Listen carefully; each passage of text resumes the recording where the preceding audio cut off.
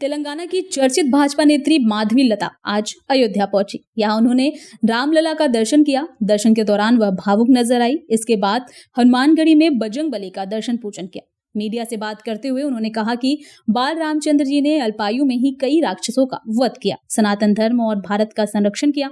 प्रभु राम से उन्होंने भी मांगा है कि उन्हें शक्ति प्रदान करे, जिससे वह भी सनातन के लिए कुछ कर सके। माधवी लता ने ओवैसी के सनातन विरोधी बयान पर पलटवार करते हुए कहा कि जो खुद के कौम की स्त्री शक्ति की मर्यादा नहीं कर सकते, वह सनातन को क्या समझेंगे।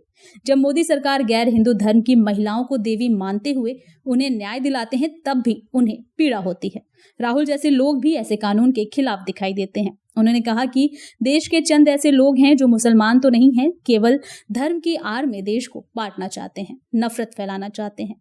राहुल मिश्रा की निर्मम हत्या कर दिया जाता है। ऐसे लोगों के लिए यूपी के सीएम कलयुग के परशुराम हैं। माधवी लता ने कहा कि भाग्यनगर के नाम से अगर किसी शहर के नाम का भाग्योदय हो जाए तो उनका नाम बदल देना चाहिए, क्योंकि वहां भूखमरी और मायूसी के सिवाय कुछ नहीं है। भाजपा नेत्री माधवी लता हनुमान बाग सेवा संस्थान में शाश्वत हिंदू प्रतिष्ठान की ओर से आयोजित श्री अरविंदो सम्मान समारोह में बतौर मुख्य अतिथि शामिल होने अयोध्या पहुंची थी।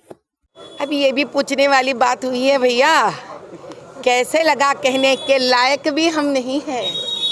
बस हम यही कहेंगे कि राम लल्ला का बड़ी दया हुई है हमारे ऊपर कि यहाँ तक उन्होंने हमें बुलवाया है और उनका दर्शन देने का भाग्य हमें दिया है। जब तक भगवान की आज्ञा नहीं होती है, मानव उनके दर्शन नहीं कर सकते हैं। तो हमें लगा शायद हमारा सौभाग्य आज भरपूर्ण हो गया है कि राम लल्ला का उनके वो शांति भरी प्यार भरी जो उनके आँखों से निकलता हुआ जो रोशनी है वो हमारे ऊपर पड़ा, ताकि हम और बलवान बन सके और शक्तिवान बन सके, ताकि जो भी हिंदू धर्म और सनातन धर्म के बीच आने की हिम्मत भी करने का सोच विचार रखते हैं, उनको सर्वनाश कर दे, ताकि अखंड हिंदू साम्राज्य का स्थापना हो जाए और राम राज्य का स्थापना हो जाए। क्या चाहिए आपको मेरे से? भाग्यनगर के बारे में क्या चाहिए आपको मेरे से बताइए। हमारे मन में तो वो भाग्य का नगर ही है और भाग्यनगर ही रहेगा। क्या फायदा उस नाम का जहाँ मायूसी, गरीबी, दलदल के अलावा कुछ नहीं है। चलो भाग्यनगर के नामकरण से भाग्य आ जाए तो इससे अच्छा हम अपने प्रजा के लिए क्या मांग सकते हैं। लेकिन वहाँ के जो सांसद है वो आए दिन सनातन धर्म पर हमला बोलते हैं, आप कैसे देखते हैं? हाँ, राक्षस तो हर युग में रह चुके हैं, तो इस युग के राक्षस ऐसे दिखते हैं, तो वो भी खत्म होने का समय आ चुका है।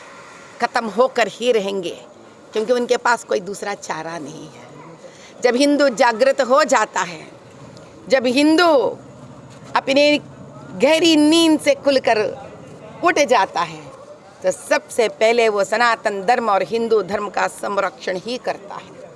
और सनातन धर्म का संरक्षण करने का मतलब है लोक कल्याण, शांति।